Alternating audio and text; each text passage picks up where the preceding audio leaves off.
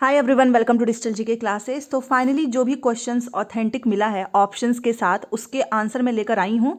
और इसके बाद से जो भी क्वेश्चंस बचा है, क्योंकि आपको ही पता है कि आज जैसा पेपर होता है उसके से बहुत मुश्किल होता है कि क्वेश्चंस को आप रिकॉल करो।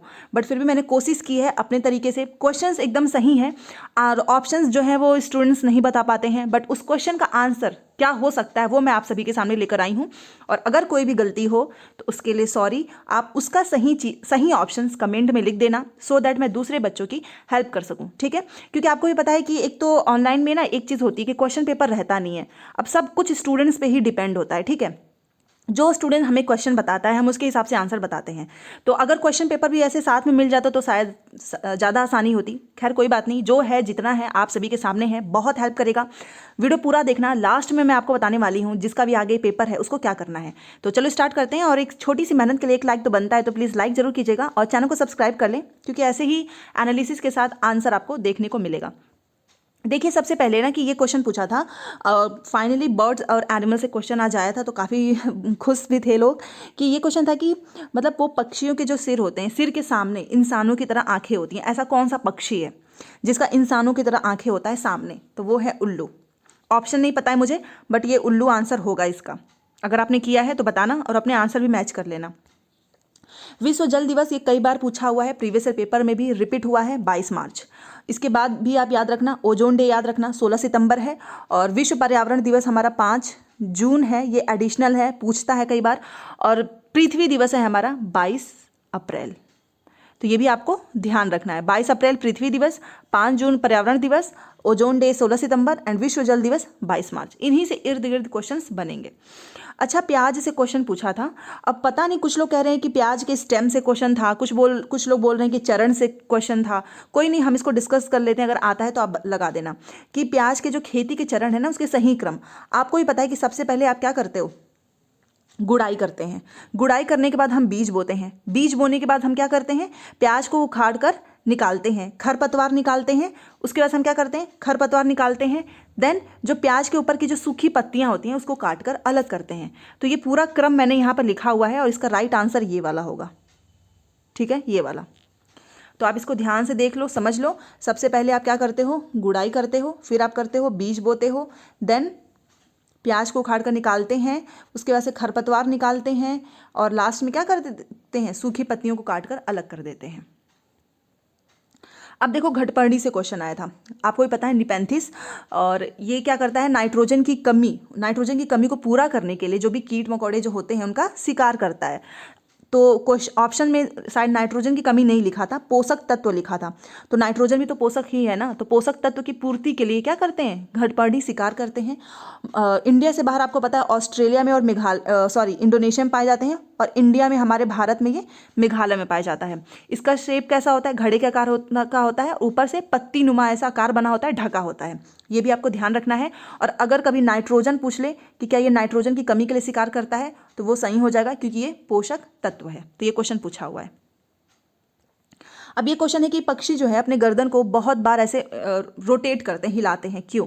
क्योंकि आपको ही पता है उनकी आंखें स्थिर होती हैं, अगर उन्हें कुछ देखना है तो उसके लिए रोटेट करती हैं। हमारे जैसे सामने है वैसा नहीं होता, उनकी स्थिर होती हैं आंखें, ठीक है।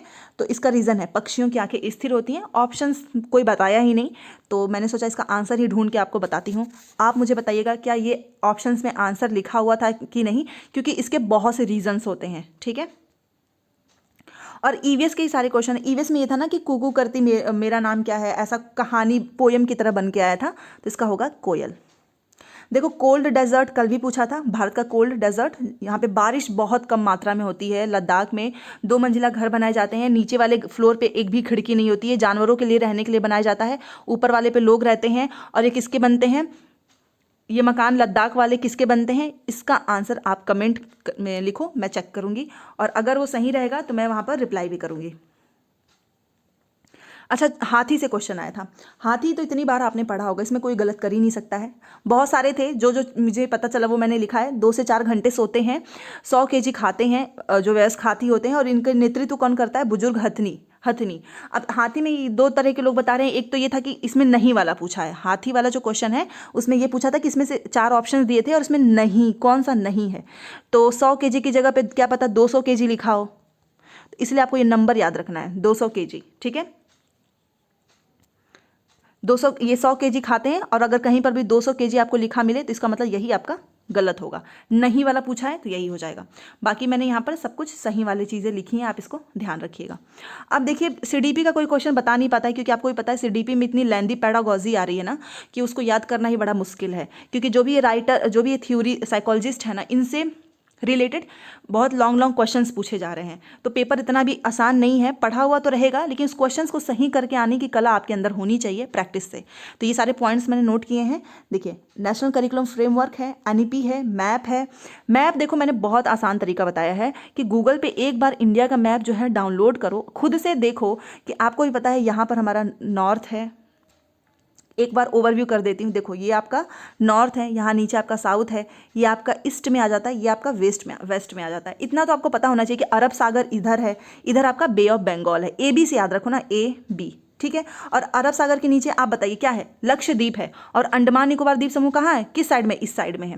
तो एटलीस्ट आपको इतना पता होगा ना, तो आप कर लोगे। क्योंकि अभी देखा आपने कि यहाँ पर गुजरात है, इससे रिलेटेड कितने सारे क्वेश्चंस बन के आए थे कि अरब के निकटवर्ती राज्य, तो ये सारे राज्य अरब के निकटवर्ती राज्य होंगे।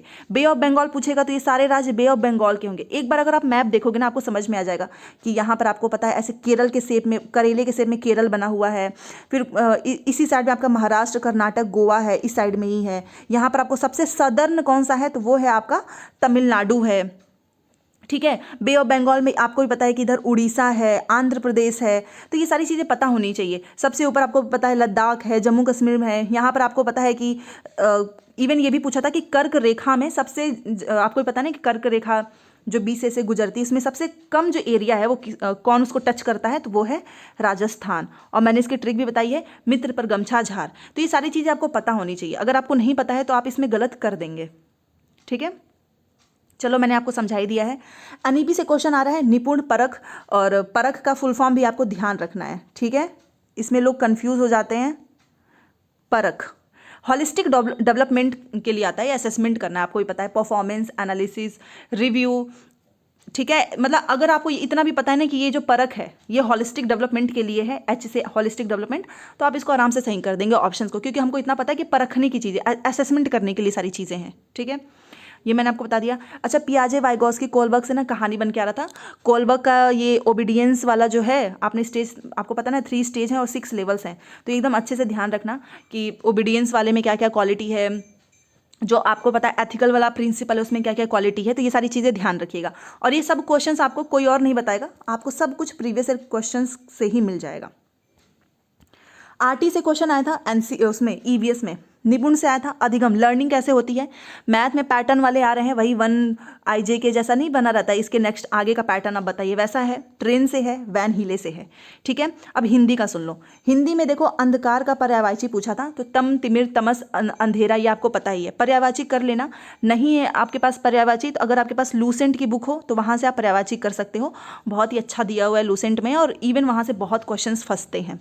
संधि विच्छेद, देखो संधि विच्छेद तो आपको पता है, कोई भी वर्ड दिया हो आप उसको तोड़ के देख लो, ठीक है। तोड़ के देखोगे ना तो एक सार्थक मीनिंग आना चाहिए, सार्थक मीनिंग निकलता है, वही वाला ऑप्शन आप टिक कर देना, ओके।